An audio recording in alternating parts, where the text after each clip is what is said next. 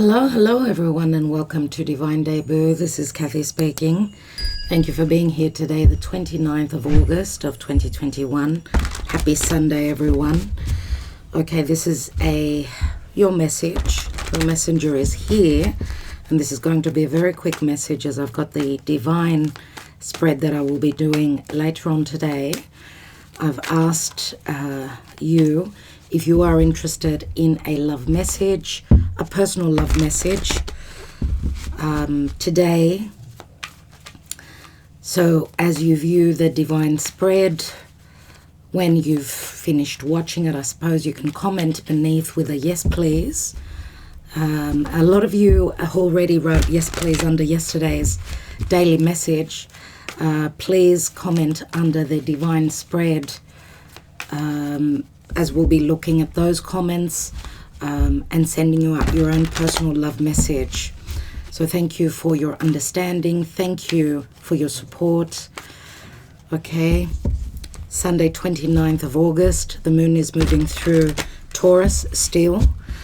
I forgot to tell you, those of you that are interested in some astrology, stay on till the end of this daily message. The messenger is here. Stay on and I'll tell you why yesterday was such a difficult day, and not only yesterday. Anyway, I'll talk to you once the daily message, once the message is brought from messenger. Let's see. The messenger, Mercury, obviously. Mercury is our messenger. This is going to be a quick message. Okay, 5 of Swords, win or lose, conflict, okay, challenge, fights, disagreements, too many people in the picture, legalities, a lack of fairness, a lack of balance. We've got the crown chakra, chakra number 7. This is connection to the divine. Those of you that are receiving messages from spirit through your higher self, through your crown chakra, be open. Do not be conflicted about what's going on around you. Know that the messages are coming through. Pay attention. Pay attention. Okay, we've got two numbers of conflict, a 5 and a 7. But remember, 7 is also spiritual. Okay, so be open to the messages coming through from the higher realms. And we've got spread your wings, 2 of Wands. Now, 2 of Wands, of course, is a choice. It does, to me, it looks like an open portal, the 2 of Wands, right? Spread your wings. Wings do speak to angelic realms. Spreading your wings and flying. The choice that you need to make, pay attention. Spirit is guiding you to what choice you are going to make and which portal you'll be walking through.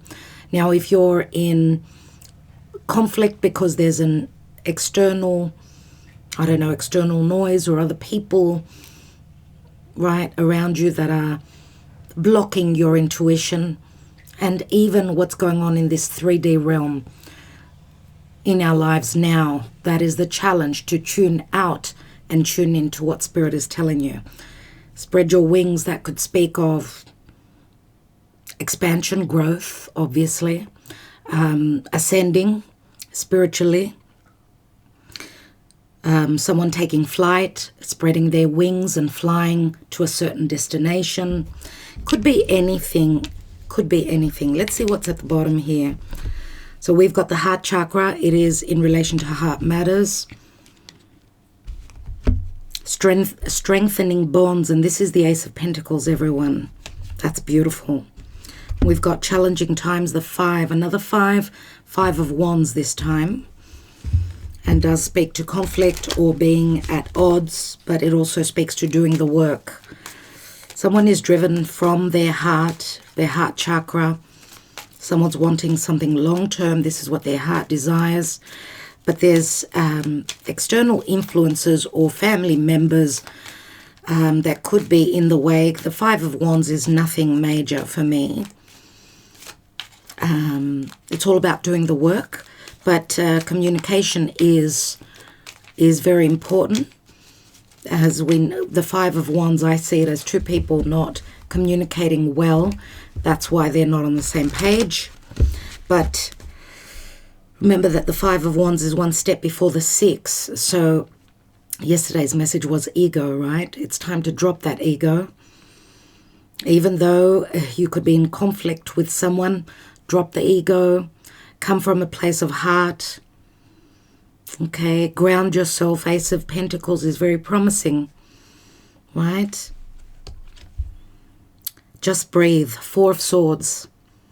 Healing is needing to take place here. Okay, there's been conflict. There's been an imbalance here. Let's see. We have the lilies here. Chiron in Virgo. Let's just speak to a wintry energy. Could speak to winter itself, but winter does speak to sorrow. That's what I'm getting here. It can speak to someone's virtues, their morality, their ethics.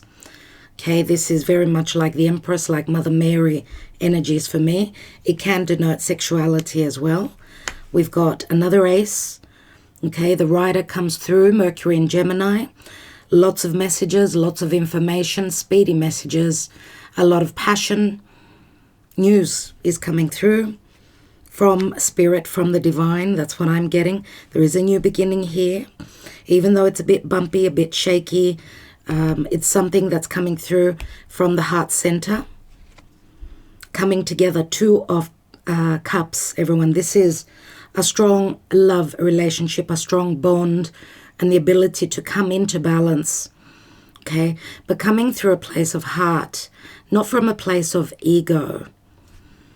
This is a soulmate connection. This is a heart connection.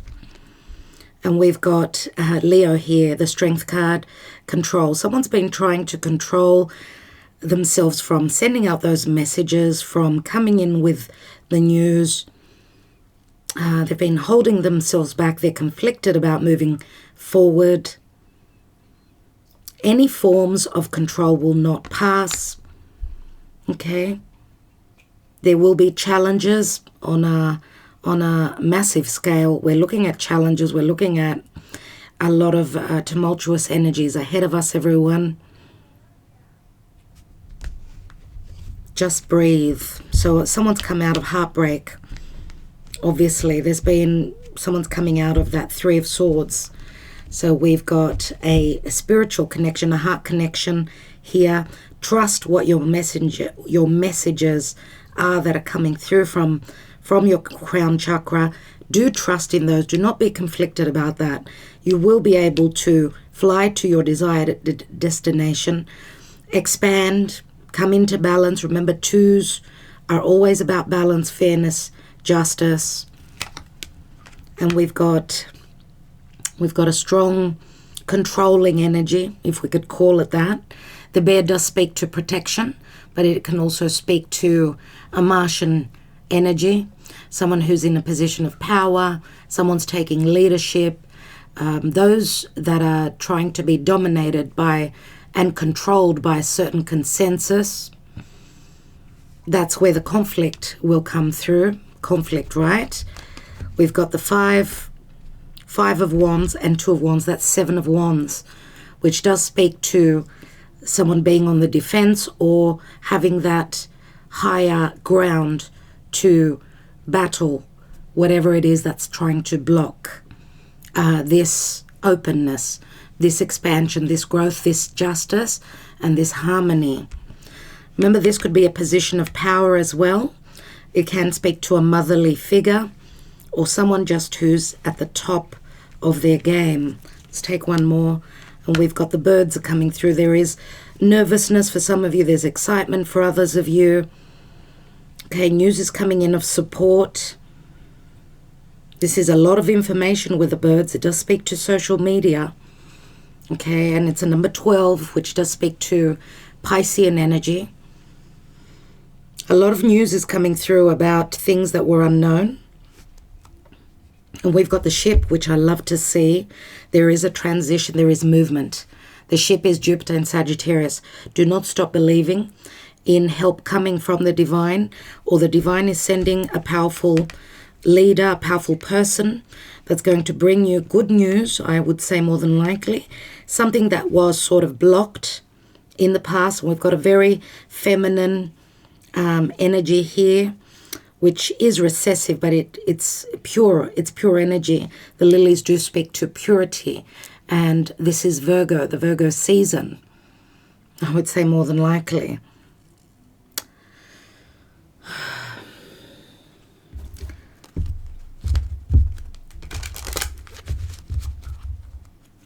Three, 3 and 1 is 7, and 6 is a 13, and 3 is 16, Tower.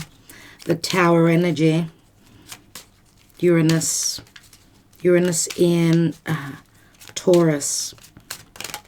New information, shocking events, surprising news. We've got the main male. We've got the mature man. Someone maybe who's matured. Or there's 2 males here. And we've got courthouse. And the mature male is a number 5, which can speak to marriage.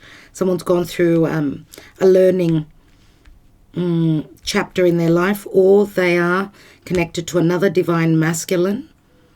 Someone who's guiding them, helping them to some sort of an opening. Courthouse is a 23. It speaks to an 11 on the hour clock. 23 is also a 5. So we've got 11 here again. And we've got change. 11 and 9 is 20. It's the judgment card. It could be a time of crisis. Change needs to happen. Fairness needs to come in. Maturity is happening here. This is the Saturnian energy. But we are transitioning.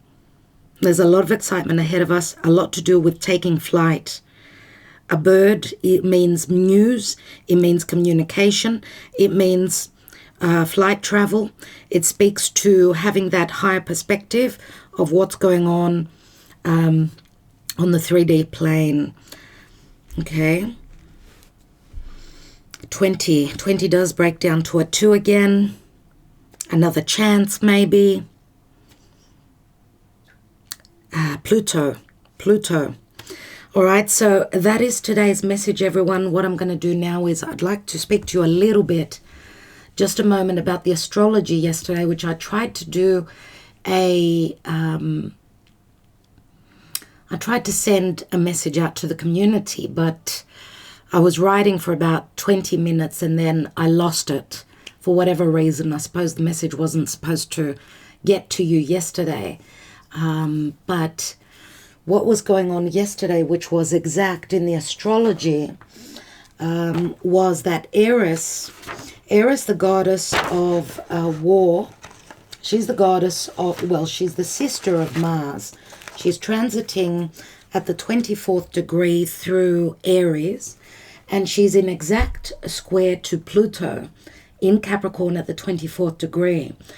Now, those of you that are on Patreon have gone into the details. I've talked to you about this. I've given you dates about what's been happening. It's got to do with a 4-year, roughly, period of hardship. Eris, the sister of Mars, she's going to speak up. She's going to come through with a red flag. She's going to say, stop.